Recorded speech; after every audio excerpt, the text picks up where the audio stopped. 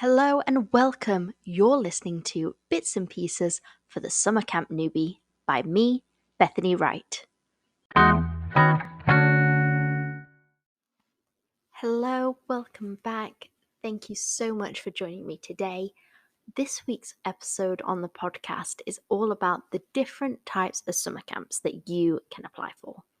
Now, I know this is a bit of a minefield because during your application process, you're asked about yourself, you're asked about what your skill set is, and then that question comes, what types of camps do you want to apply for? And you're like, what on earth? I just want to go to summer camp. There are different types. And you have no idea. I know that's exactly how I was. I was like, I have no idea what this question means. What are all these different camps? I just thought it was summer camp, like what I can see on Parent Trap or Camp Rock. I didn't realize there were so many different types. There's lots of options, and with an application, you don't want to make a mistake. I say that in air quotes, a mistake. So, which ones am I meant to click? Well, that's what this episode is all about. I'm going to break down which each section is, what does it mean, what's the characteristics of that type of camp, and I've been to a few camps that fall under different brackets, and I can tell you from my experience what I found and what I liked about each of them too. So, let's get started, shall we? So, we've got a traditional summer camp. So, this is the perfect example of your Parent Trap, right? And this is what most people think of when they imagine of spending their summer at a summer camp. Now, they can either be co-ed, which is both male and female, boys and girls, or they can be a single gender camp. So they could be a girls' camp, and then the brother camp, the boys' camp, is across the lake. So don't worry if you're like, oh, I just don't want to be around girls all the time. I want to be around different sexes, that type of thing, different genders. Don't worry, lots of mingling happens. You'll get to know lots of people in that way. It's not really a setback. But these traditional camps are often been around for decades. They have long-standing traditions, and genuinely, campers and staff return year after year after year. More often than not, their campers graduate being a camper, and they interview and become staff members, and they've probably been there every summer since they were 6, and they want to keep coming back because that's all they've ever known, summer camp at this camp. So yeah, that is basically a traditional camp. The traditional camps tend to go for a bit longer, so they tend to either come for the full summer, which is anywhere between 4 weeks, 6 weeks, 7 weeks, up to 10 weeks. And they tend to come for the longer time. Some of these traditional camps, all the campers arrive by bus, and you'll only meet the parents on a visitor's day or a parents' afternoon. Where you put on your staff shirt and you actually do your hair for once, and you wear clean underwear, and you put on the best performance, and the cabin is the cleanest it will ever be in the summer. And that's when you meet the parents and you understand why the campers are the way they are, because you finally meet their parents. No, I jest, but it's a lot of fun, and that's traditional. That is what traditional camps are. Now, faith-based camps is the next category that I'm going to talk about. So there are a wide range of faith-based camps in North America, and it could be a Christian camp, it could be a Jewish camp. These are usually private-owned camps with a predominantly Jewish or Christian, whichever faith background, camper population. Or on the flip side, it could be run by a charitable foundation, and it's a non-profit.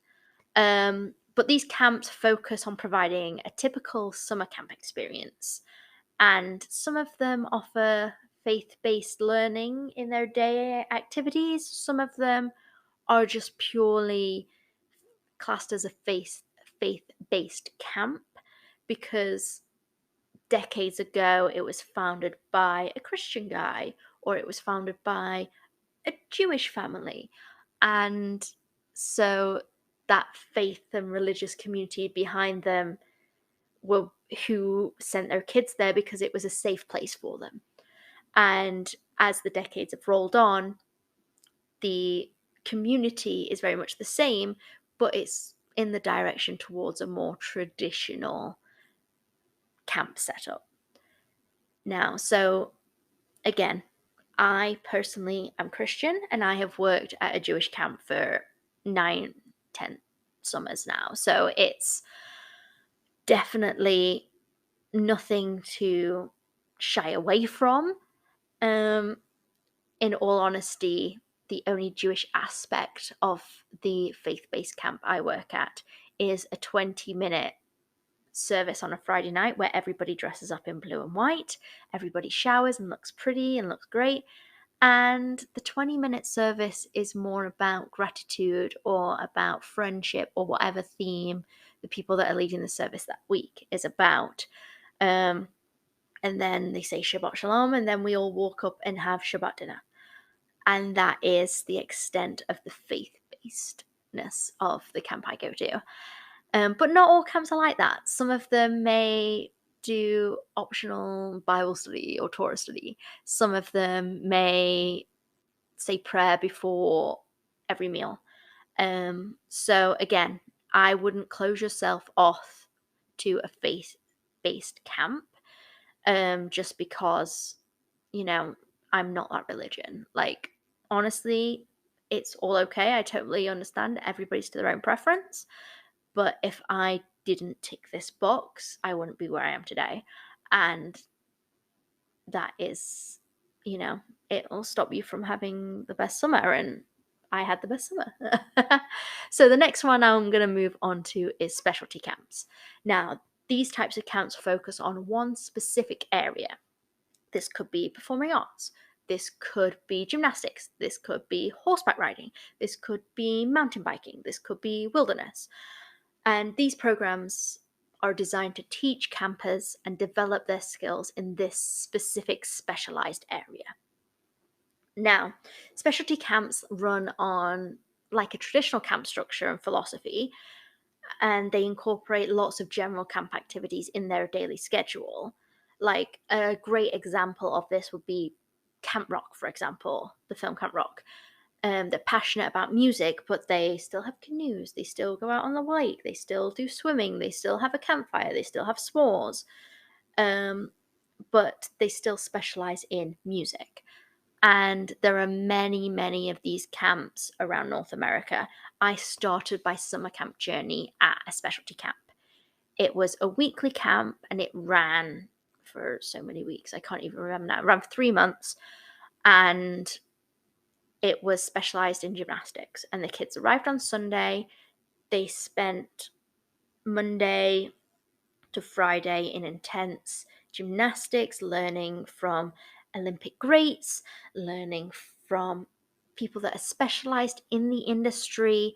But then for 3 hours in the afternoon, they would have the option of doing any camp activity, like the climbing wall, or a zip line, or swimming in the pool, or playing basketball, or doing go-karting, or going paintballing.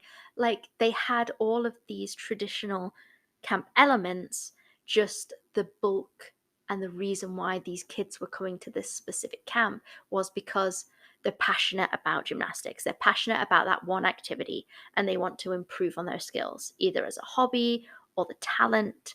And that's amazing. Me, as a dance major at the time, of performing art major, this was a fantastic fit for me for my first summer camp. I taught dance to the female gymnasts here at camp, and I worked alongside ex-Olympians. I worked alongside gold medalists. I worked alongside the Australian junior national team that came to train with us. And I was working with the greats all summer. And that is a truly, truly special summer that I will never forget and I can hold with me and take with me throughout my whole life. And I, because of my passion of dance, that's how I got the job there. I got to share my skills with my passion of dance with all of those campers and with all those staff members. And that was truly special. So if you have a skill, a passion, a hobby that you're passionate about as well, a specialty camp could be the way for you. And you get to share that skill and teach that skill with many, many campers throughout the summer. And that was truly special. The next set of camps I am going to talk about is the girl guiding and scout camps. So, were you ever a scout or a brownie or a rainbow or girl guide? Then this style could be like one of your favorite styles. Um, these camps are operated by the Girl Guiding or the Scout associations. So their focus is mainly on wilderness and adventure and outdoor living and really getting back to basics and really learning this wonderful world that we live in with the morals from the Girl Guide and Scouting associations. So, again, if you loved being in rainbows, if you love being brownies, if you love being a scout, if that was part of your upbringing, then this type of summer camp, you'll fit right in because you would totally understand the philosophy, you understand everything that this camp goes by, and it's just a really unique way of spending your summer. The program really includes, again, a lot of outdoor adventure, arts and crafts, being on the water, and the accommodation can like range from like being in a wooden cabin to being in platform tents to being out camping underneath the stars for a few nights. And these camps have a real deep appreciation for nature and living in the outdoors and giving back to the earth. And all of, again, if you were a brownie, I was a brownie. I was a rainbow, I was a brownie, I was guide. I did all of their day trips. I got all the badges on my sash. So imagine that in a summer camp environment, and you're set. That is that type of camps. And again, if you've been in that environment growing up, you'll fit straight in. Next type of camp I'm going to talk about is underprivileged camps. Now, these are very, very, very similar to traditional camps. However, the key difference is campers come from lower income families. They also may be known as a non-profit camp, and they're run by charitable organizations or government agencies. And these are usually like a weekly camp setup. And the main purpose and aim for these camps is to give these lower income families their first experience of summer camp or even their first rural experience, full stop. Um, Campers are more than likely going to be first timers like yourself, which is amazing. And that's really great to make a really good connection as well. And to be honest, I feel like the underprivileged camps would be more rewarding and fulfilling for your summer, especially because a traditional camp or a faith-based camp, these kids, their families do have the money to send them off to a summer camp for all summer. So up to like 6, 7, 8, 10 weeks. Like they're good. Whereas these kids will appreciate everything so much because everything is brand new to them and they cannot believe that this is happening to them. And yeah, they might put up a front first because, they're might not know how to swim and there's a lake right there, or that all they want to do is play basketball, or they want their phone and there's no cell phone reception because camps are you're usually in rural settings and they don't know how to cope with that. But being able to be that guide for children and for youth in this day and age is huge, and I wouldn't not tick this box. If I was applying today, I would tick this box in a heartbeat because this is a truly special way to spend your summer. Truly, truly, truly. The next type of camp I'm going to talk about is camp with specific requirements. So, like most camps, these are based around a traditional camp program. So, however, they specifically cater their program for children or even adult campers who have specific requirements. So, this could be a medical condition, this could be terminal illness, this could be hearing or sight impairments, this could be behavioral or emotional disorders. The list goes on and on. Like, you do not need any previous experience working in this type of environment. As same as any other of the other camps, a full staff training will be given. So you don't have to think, oh, I'm not trained in that, so I'm not going to click it. If you have any interest in going into any healthcare, any social work, teacher, environment, this category would be the ideal setting for you. And I'm not even joking. Like, I know of many people that I went to university with, then went and did a summer camp at a camp with specific requirements, and then changed their major and are now working in the healthcare industry because that summer truly changed the way that they live.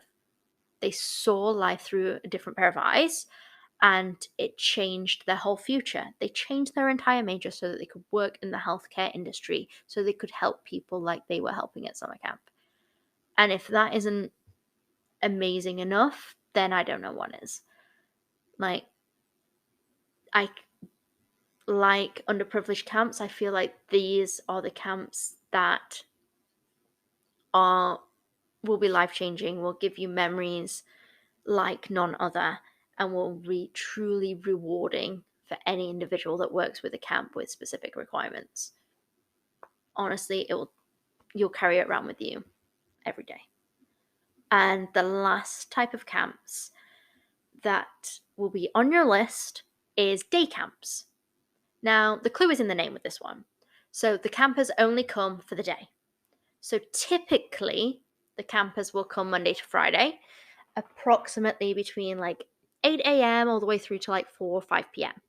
They do not spend the night on property. And usually day camps are for younger children. So they normally start at around 4 years old, 5 years old, and they normally go up to like just the cusp of teenager, like 12, 13. And day camps are usually in larger metropolitan areas. So if you would like to have the camp experience, but you want to be more in the city, then day camps, I think, is the best fit for you because you're working Monday to Friday and you get the weekends off. Majority of time, you get the weekends off. So the location of these camps can like be private properties, they can be city parks, beaches, recreational centers. Also, some day camps could be affiliated with larger traditional overnight camps. So that's what it's like with the camp I work at. We have a day camp in the city of Toronto, and there's actually a program where the kids from the day camp can come up and spend a shorter period of time up at our overnight camp to help adjust them up to overnight camp, which is truly special. But because the campers are not sleeping over, because they're smaller, it's a day camp, your staff living arrangements can range from anywhere from like staff dorms on site to off-site accommodation to even staying with host families. So the way that you're living at camp is totally different. And it's just a very, very different experience. So imagine working at a summer school daycare facility in the 6 weeks holiday. You arrive, you do fun activities with them throughout the day. They leave and then you go back home. That's kind of like the similar setup to a day camp. Yes, it's on a grander scale. There's pools, there's arts and crafts, there's big camp-wide programs, there's a lot of people on site. There's people coming in and out every day. It is different in that respect, but usually the kids that come will come in like block weeks. They'll either come every week of the summer, or they'll just come for 1 week, Monday to Friday, or they'll come for 2 weeks, go for like 4, 5, 6 weeks and then come back for 2 more weeks. It's just because their parents wanted to spend time with them in that gap, so they didn't send them to camp. It's a very, very cool way to do summer camp if you're not sure about being away from your phone, because obviously you'll put your phone away for the day and then you get it back and open it up at 5 p.m. and you do everything on your phone, and you can Uber Eats in, and you can go into the city in the nighttime for a different cooked meal. So day camps is very, very different, but it is still a unique way to see summer camp and to see a different country that you're living in. And that is all the different types of camps. I know I spoke a lot there, but hopefully that helps you through your application process, because I know it's daunting when you're from another country and you've never been to a summer camp before, and now they're asking you where you want to work. But please, again, go on to my blog at britinthesix.com. I have a blog post about the different types of camps on there, and I break it down even further for you. I also, on my socials, I have stuff there, but also reach out to your camp agency and ask them, hey, I was just wondering, how do you specify blank a type of camp? And they will really go into detail with you and talk about it. And they will be able to help you in that respect and help you pick your 4. And remember, those 4 aren't set in stone, or those options are not set in stone for you. If you ever change your mind or want to change it, reach out to your camp agency and be like, hi, I know I said this in my application, but can you add this, or can you change that type for that type? I just had a change of heart, or I did something else here in my home country that I really want to do in the summer. Like, we're humans. We're allowed to change our minds. We're allowed to have different opinions.